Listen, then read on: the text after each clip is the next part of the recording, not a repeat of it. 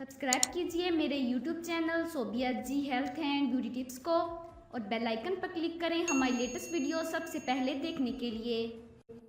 Islamabad airport security force ने कार्रवाई करके निम्को के पैकेट्स में छुपाई गई 1.5 किलो से ज़ायद आइस हीरोइन बरामद करके स्मगलिंग की कोशिश नाकाम बना दी और यूं सऊदी अरब में सरकलम होने से बाल बाल बच गया।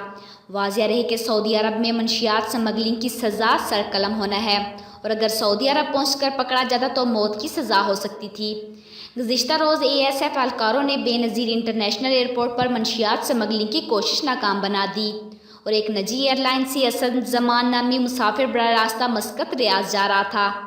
असद नामी इस मुलजिम ने निम्को के पैकेट्स के अंदर मंशियात छुपा रखी थी।